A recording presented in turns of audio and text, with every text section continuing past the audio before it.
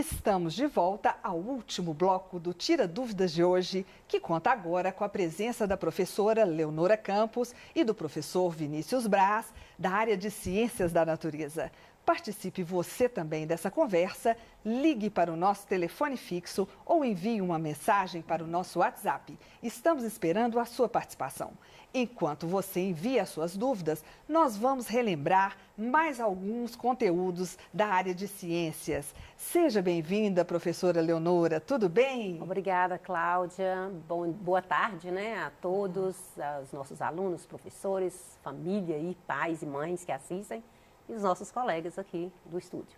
Isso mesmo. Quais foram os conteúdos abordados hoje, professora? Bom, hoje no 4º ano nós trabalhamos aí sobre cadeia alimentar e a gente trouxe aí, falando dessa sobrevivência dos seres da natureza, de como eles locomovem, de como eles adaptam e também defendem. Falamos aí a importância da cadeia alimentar para os seres vivos, para manter esse equilíbrio ecológico.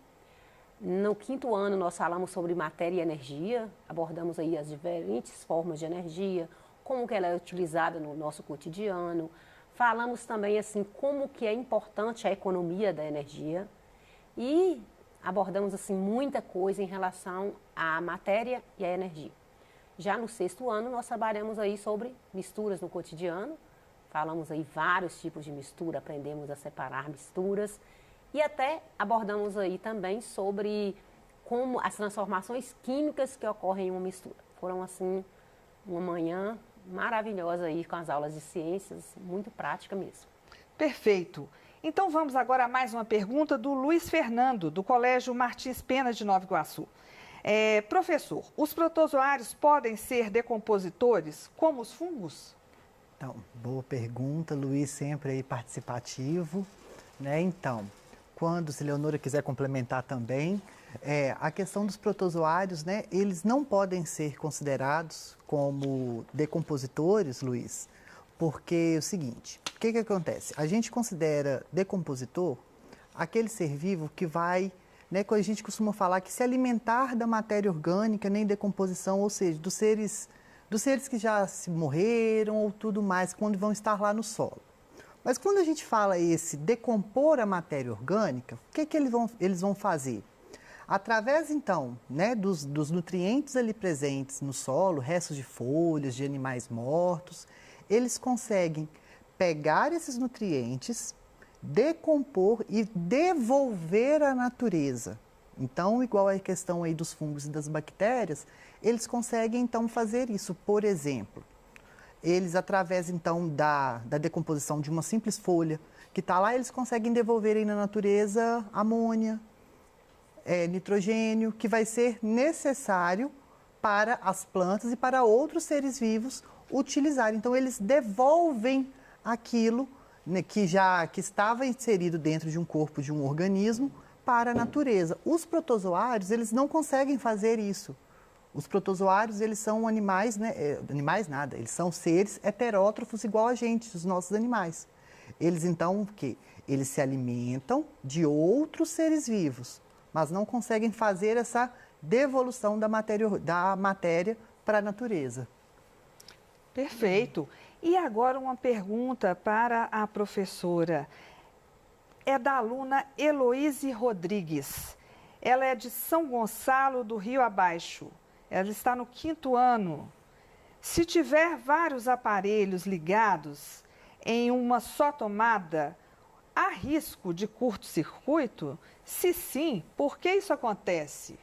Heloíse, parabéns aí pela sua pergunta. Ela sempre participa com a gente também, viu? Um abraço para a Heloíse. Um abraço aí para você e continua atento às nossas aulas e participando mesmo. Sobre o curto-circuito, na verdade, ele acontece quando tem uma sobrecarga aí de energia. E isso acontece muito nas nossas casas porque, às vezes, por falta de tomada, as pessoas costumam utilizar o mesmo interruptor, colocar ali aquele instrumento, né, que é o T, e ligar várias tomadas ao mesmo tempo. E aí pode acontecer aí um curto-circuito que pode levar a incêndios, né, choques. Tudo isso acontece por falta de uma sobrecarga em um determinado aparelho. Ou, às vezes, você liga um aparelho muito potente, né, em uma determinada tomada, e vem aí uma sobrecarga também, e aí pode até queimar aquele aparelho. Por isso que utiliza muito nas casas, né, o interruptor, que e nos relógios, geralmente, eles vêm aí os disjuntores, que vem aí, quando acontece isso, ele automaticamente desliga a rede elétrica e evita aí esse curto-circuito, evita os incêndios, evita o choque, que, inclusive, nós falamos na aula que não devemos ligar vários aparelhos em uma só tomada, para evitar o curto-circuito. Perfeito, temos que ter muito cuidado, não é mesmo? Vamos agora a uma pergunta do primeiro ano. Quais as principais organelas de uma célula? Boa pergunta essa, sempre gera dúvida, né? Então, vou desenhando e explicando, que aí a gente utiliza, né, a lousa, fica mais fácil para a gente compreender essa questão das organelas. Bom, o que acontece? Em uma célula, nós temos aí várias organelas, né? E essas organelas, elas podem ser comuns a uma célula animal ou uma célula vegetal. Lembrando aí, na aula nós falamos, né? Os seres procariontes, eles não vão possuir organelas, somente apenas ribossomos, que alguns autores aí nem consideram como organelas, porque são formados por RNA ribossômico. Mas quando a gente fala então de seres eucariontes, nós então temos essas presenças dessas organelas que conseguimos diferenciá-las. Então eu tenho aqui, ó, vamos lá, uma célula. Vou fazer ela maior aqui para a gente entender. Toda célula, então, ela vai possuir um núcleo, certo? Então, o núcleo está aqui. Por que eu estou desenhando, então, esse núcleo desse jeito individualizado? Acabei de falar. Célula procarionte só vai possuir ribossomo. Uma célula eucarionte que nós vamos ter, então, essas organelas. Então, no núcleo, coladinho no núcleo aqui, praticamente aderido à membrana nuclear, nós temos uma organela membranosa que ela vai formar uma rede aqui, ó, como se fosse uma rede bem juntinha, que vai ser onde uns vão ter vários pontinhos e outros não, que vai ser o retículo endoplasmático, onde esse retículo endoplasmático ele vai ter a função principal dele de transportar as substâncias que vão necessitar, então, de transcorrer a célula. Então, essa cheia de grânulos que vão ser ribossomos aderidos à sua membrana, eu chamo ele aqui, então, de retículo endoplasmático granuloso. E esse aqui, que não vai possuir grânulos aderidos, que vão ser os ribossomos, vai se chamar o quê? Retículo endoplasmático liso. O retículo endoplasmático granuloso possui a função, além disso, por possuir de transporte de substâncias e de possuir ribossomos aderidos na sua membrana, ele vai ser o local, então, onde vai ocorrer a síntese de proteínas e vai produzir proteínas que nós chamamos de proteínas periféricas. E o retículo endoplasmático liso vai sintetizar lipídios e eliminar toxinas. Próximo aqui ao retículo endoplasmático, nós temos uma outra organela membranosa que vai formar, parecendo assim, cheio de bolsas e de vesículas, o que nós chamamos aqui, então, de complexo de Golgi.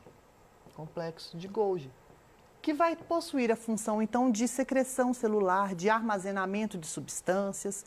Exemplo, a proteína que é formada aqui no retículo endoplasmático, ela é transportada até o complexo de Golgi, onde ele vai ser envolto por uma vesícula e vai sofrer o processo de maturação. Além disso, o complexo de Golgi, ele vai produzir também algumas organelas que vão possuir algumas enzimas secretoras que vão possuir a função de digestão intracelular, que nós chamamos aqui, então, de lisossomo. Aí, ó, outra organela. Nós temos também aqui, a célula vai precisar de energia, nós temos a mitocôndria. Olha que interessante, olha o tanto de organela aqui. E reparem que o desenho que eu estou fazendo, ele está sendo distribuído para a gente entender a função e a dinâmica, como que vai funcionar.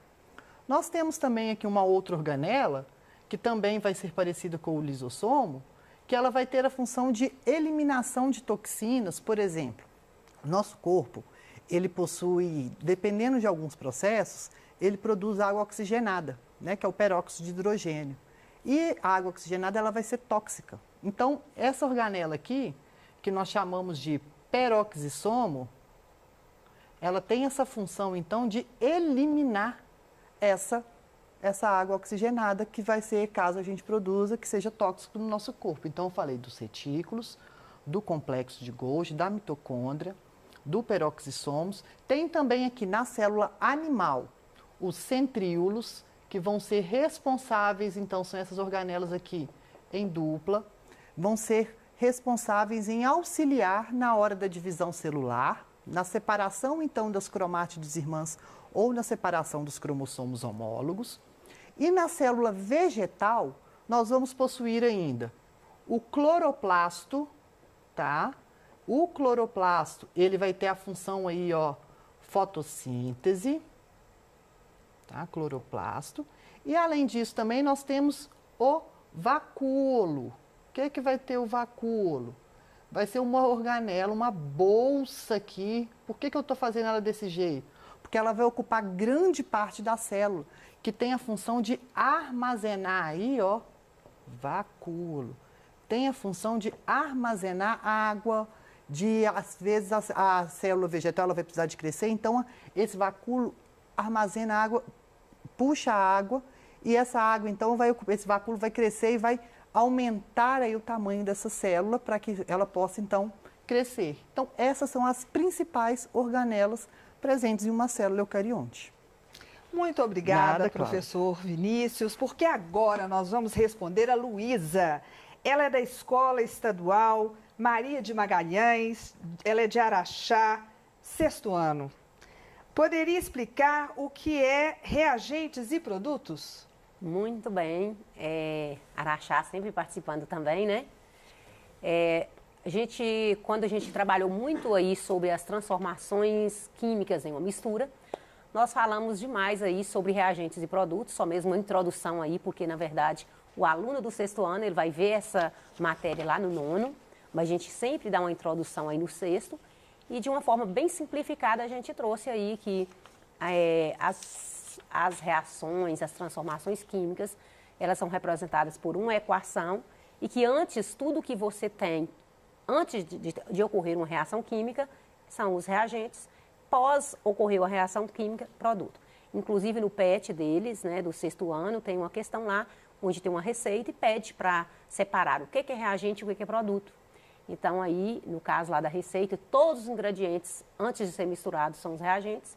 Fez aquele bolo, ocorreu aquela transformação química, aquele resultado ali, aquele bolo saboroso, né, que sua mãe faz aí para você. Não, e o bolo então, é gostoso, tá? Reagente é tudo que antes de ocorrer as misturas, antes de ocorrer a transformação química, e depois que ocorreu, o que resultou, a gente chama de produto. Mas não preocupe, porque no 9º ano te aguarda aí para você ter, assim, deliciar aí de reações químicas, de reagentes e produtos aí. Isso. E ainda para você, professora, é da Giovana agora a pergunta, Giovana Oliveira. Ela é da Escola Estadual Maria Augusta Silva Araújo, de Muriaé. Ela é do 4º ano. O tamanduá é carnívoro ou insetívoro? Muito bem, Giovana, um abração. Giovana sempre está participando. Ela sempre manda, inclusive, né, sobre comentários das aulas. Giovana é, assim, bem dedicada aí nos estudos do PET. Parabéns aí. Na verdade, o tamanduá, ele alimenta de insetos, ele é carnívoro. Se você já pesquisou mais sobre o tamanduá, você sabe que ele é um mamífero e ele não tem dente, então ele capta os insetos pela língua, né, ele lança a língua, principalmente a formiga, né, que os insetos em si é preferência do tamanduá. Então, na verdade, como ele alimenta, né, de carne, né, de insetos, a gente está classificado em carnívoro. E é até interessante também falar, que eu gosto muito de falar quando a gente comenta sobre questão de nomenclatura científica e tudo mais. Se a gente pegar o nome científico do tamanduá, mais para frente aí vocês vão ver, né, ela está no 5º ano, não é? No 4º. No 4º ano. Você vai ver quando você estiver, por exemplo, lá no 7º ano, que foi estudar os nomes científicos e tudo mais, o nome científico do tamanduá refere-se ao hábito alimentar dele também, por exemplo, igual. Ele chama, né, Myrmecofaga tridáctila. Vinícius, que nome grande que é esse? Quando a gente fala em mirmecofaga, eu estou falando de quê? Que ele come formigas. E o tridáctilo é por conta dos 3 dedos. Então, aí já dá para a gente ter essa noção, que ele é um animal carnívoro, né, que vai se alimentar, então, de formigas, de cupins, e aí, dependendo de onde ele estiver, de larvas de besouro, de outros animais, de outros insetos que vão estar presentes aí no cupinzeiro e no formigueiro. E lembrando também que ele gosta de alimentar também, ele alimenta também de sementes, porém, a preferência dele, a alimentação que predomina são esses insetos. Exatamente. Perfeito. E agora chega a pergunta da Rosiane dos Santos, que é participante também sempre aqui conosco, né? Um abraço, Rosiane. Ela é da Escola Estadual Professor Afonso Neves de Belo Horizonte, ela está no 2º ano. Qual é a diferença de DNA e RNA? Boa pergunta, Rosiane. Abraço aí para você sempre participando. Então, vamos ali para a lousa para a gente entender, né? Qual que é a principal diferença aí de DNA e RNA. Quando a gente está falando, então, do DNA e do RNA, eu estou falando de um ácido nucleico. Né? A gente já falou isso nas últimas aulas, mas é sempre bom estar relembrando aí para a gente compreender. Quando eu falo, então, eu sei que todo ácido nucleico ele é formado de um nucleotídeo. Lembra? Fosfato, né? Que vai ser ligado, então, fosfato que vai ser ligado a uma pentose, né? Que vai ser ligado, então, a uma base nitrogenada. Então, isso daqui é uma estrutura básica de um nucleotídeo, que vai ser a unidade constituinte de um ácido nucleico. Quando a gente fala, então, de diferenças, em relação ao carboidrato, no caso aqui, a essa pentose aqui, vai ser um carboidrato de 1, 2, 3, 4, 5 carbonos. No carbono 2, ó, 1, 2, 3, 4, 5. No carbono 2, eu vou possuir uma molécula que vai possuir OH ou a outra molécula que vai possuir, vou desenhar ela aqui ao lado para você entender, somente o hidrogênio. Essa que possui o OH vai ser a ribose, que vai ser, então, constituinte do RNA. Essa que vai possuir só o hidrogênio, ela vai ser a desoxirribose, que vai ser constituinte do DNA. Então, aqui nós já falamos em questão da pentose. Quando eu falo da base nitrogenada, eu tenho que... Nós temos 5 bases nitrogenadas: adenina, timina, guanina, citosina e uracila. A timina, ela vai ser uma base exclusiva do DNA. Então, só vou encontrar timina no DNA. Uracila vai ser uma base exclusiva do RNA. Olha a outra diferença aí. Em relação à dupla fita, a organização tridimensional, a molécula de DNA é uma molécula que vai ter dupla fita. O DNA vai possuir 2 fitas, então 2 fitas de nucleotídeo. Já o RNA vai ser uma fita simples. Então, aqui, ó, falei a diferença de DNA e RNA em relação à constituição dele. Muito obrigada, professor Vinícius. E agora, professora Leonora, nós vamos responder ao Gabriel dos Santos. Ele é da Escola Estadual Pandiaca Lógeras, do 5º ano. Qual a importância da cadeia alimentar? Muito bem, Gabriel. Aluno aí os nossos alunos do 4º, 5º e 6º ano brilham aí com a participação. Bom, a cadeia alimentar, a gente já abordou na aula, né, que é essa sequência de indivíduos que estão ligados aí com o objetivo de alimentação. Por que ela é importante? Porque numa cadeia alimentar você vai ter o predador e você vai ter a presa. Então, em todo momento, a cadeia alimentar ela mantém esse equilíbrio da natureza. Nós não podemos ter nem muito predador numa cadeia alimentar e nem muita presa. A gente tentou aí trazer aí a sequência, né, dos indivíduos numa cadeia alimentar. A gente falou aí dos produtores, que são as plantas, do consumidor primário, secundário, terciário e dos seres decompositores.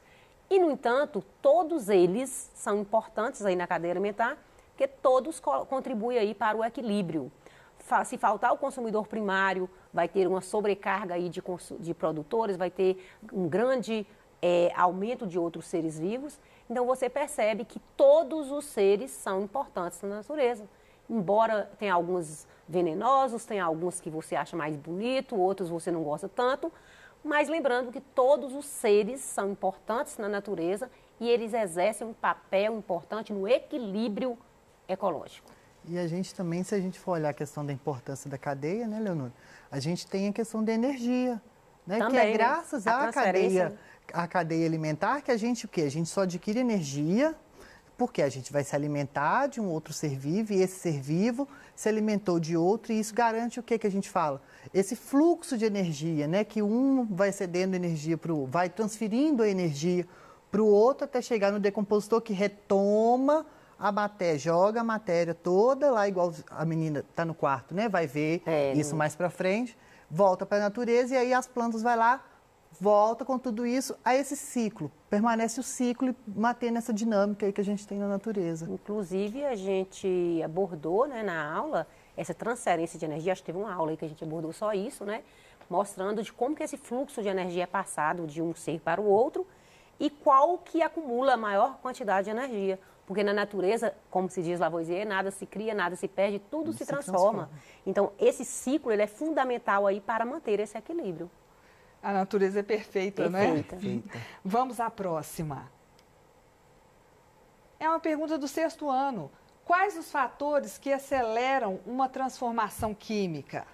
Foi muito legal essa aula, porque a gente trouxe vários experimentos, inclusive a gente trouxe aí os fatores que contribuem para acelerar. E eu tentei demonstrar na aula em todos os fatores.